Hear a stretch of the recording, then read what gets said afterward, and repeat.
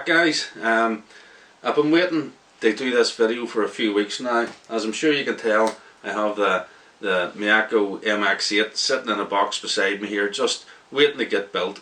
Now, most people don't do a build review on a prototype kit, but I just thought, you know what, it's sitting here, I'm going to build it anyway, I may as well record it and let us have a look. I'm sure the final production model will change slightly from what I've got here, but I just thought everybody would like to see what's actually happening, what's going on, and what all the hype is about. So I'm going to get this box ripped open here. We'll get the parts onto the bench and we'll let you guys get a look at it.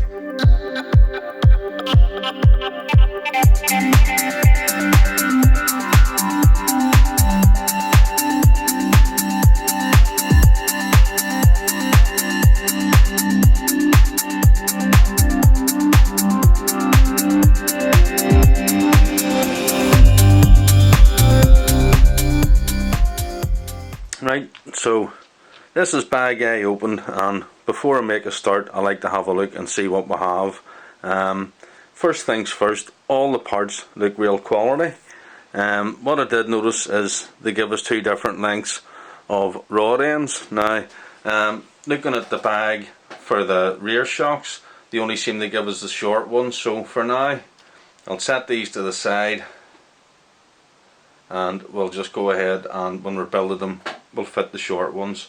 One other thing I noticed, and again this is a prototype so may well be different, these are emulsion style shocks, and to bleed them there's a wee screw just in here, a screw hole to let out any air bubbles once you're bleeding it. This is your little screw to go in. I don't see any washer or O-ring.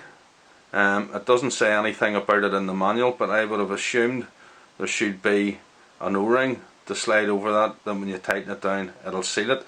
So it doesn't mention it, it doesn't supply one, so we'll just go ahead and build it as it is, and if I need to at a later date we'll stick an O-ring in. So the first step would be to fit all our O-rings in their places where they need to go, and there's a wee rim just in there for this O-ring to go for your shock collar to go on,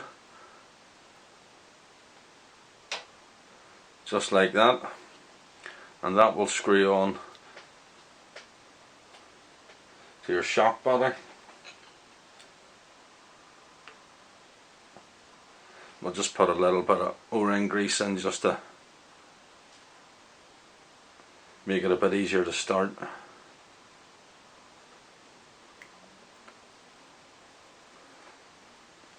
No problems at all. And then for your shock caps we'll have these little O-rings, silicone O-rings here. They seem to have a shape to them to lock in, so we'll pop these right on in here. Just use a screwdriver if you need to, just to help you gently locate it in and make sure it's properly seated the whole way around. And the last O-ring will have to fit, just fits around the end of your the bottom of your shock body to seal the bottom shock cap, just like that. So next we'll fit our shock shafts, and what we'll have is a little washer to go on first, and our piston. These are 7-hole pistons by 1.5mm, and according to the setup sheet, if you're using 7-hole pistons we need to use 550 weight oil. So if you're going to hold the shaft, always use a proper shock tool to save damaging the shock shaft itself. And if you haven't got one, put a bit of paper or a bit of card around it so you don't damage it. And you want to wind these on not too tight, just till you feel it nip up. Just about what I would do there. I can just about move that. That'll be tight enough for a piston. Next, what we want to do is get our O-rings into the shock body. And you take an O-ring, add a little bit of O-ring grease, pop it in. Then we'll take a spacer, pop it in, another O-ring with a drop of O-ring grease, pop it in there, and then finally we'll have the little spacer at the bottom. It's like a top hat shape. The wee ridge will then locate actually into your cap. You just pop that in there, and then we'll screw this on. And at this point you don't want to screw that on too tight, just loosely will do for now, because when you tighten that up, that'll actually tighten up the O-ring onto your shock shaft. So you tighten that up afterwards. What we'll do is a little bit of grease or shock oil just around that, just to stop it damaging the seals on the way in. Just pop it through nice and slowly, and then we can nip this up by hand. And what we want to do now is just check and see have we got a nice smooth movement, which we have. And then we can take our little ball ends and pop these on, again using a shock tool. Just makes things a bit easier. While I'm at it, I'll just pop the second one in, and we can screw these in onto your shock shaft, using our shock pliers again to hold the shaft to make things a bit easier. It can be quite difficult to get started, but once you get it started it should be plain sailing. You want to make sure you're going on nice and straight. What I normally do is I go easy as I'm tightening it up, and you can see that's just started to make that ball a bit tight. So at that point, just back it off a little until that moves nice and freely.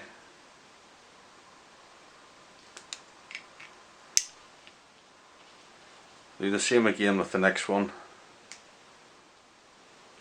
If you had a tap and die set, which I do have, you could run it into this end first to make it a bit easier, but for this video we'll just go with this. It's a bit difficult to get started, but once you get it started it's fine. So now we're ready for a drop of oil. This could be the messy part.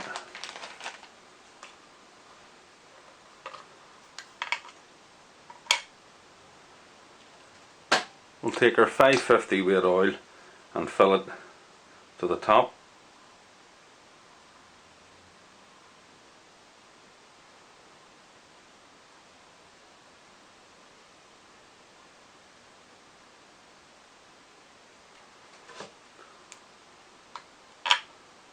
Do the same with both.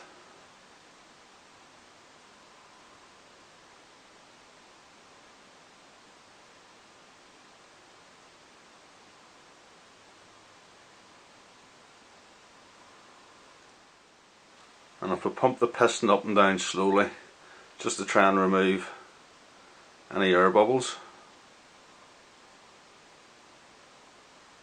I think you can see that there's air bubbles starting to come out.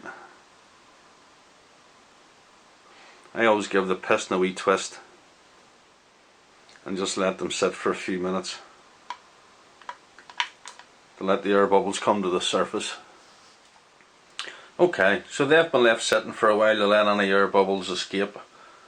We'll have our little bleed screw sitting ready to go on, and what we can do is just top up the shock and just make sure we're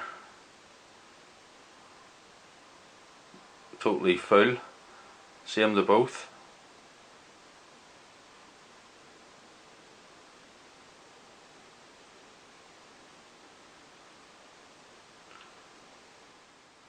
Take our shock and screw the shock cap on, not using any tool. What I should have said to you as well, sometimes what I do with these is put a little drop, just a little drop of oil into the cap, just to make sure we have enough oil in, and screw it down tight, not with a tool, just by hand. And you'll want to grab yourself a rag for this point because it may get messy. And what you want to do is slowly push up the shock piston, and if there's any excess it will run out the hole at the top. Hold the shock fully compressed and add your little screw, and we should have a fully operational shock now, hopefully with zero rebound or next to zero rebound.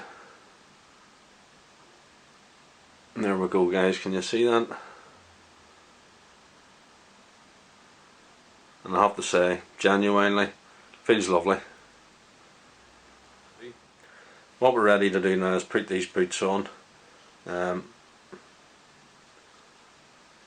Some people will take those rod ends off and pop them on, but they're actually quite wide looking, and I think that they will possibly slide over.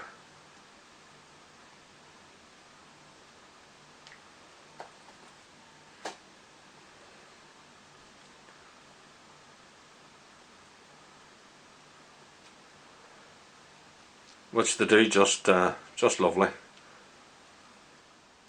We're now ready for the springs, which I'm sure you can see are progressive springs, being that they're tighter here and they get wider as they go down.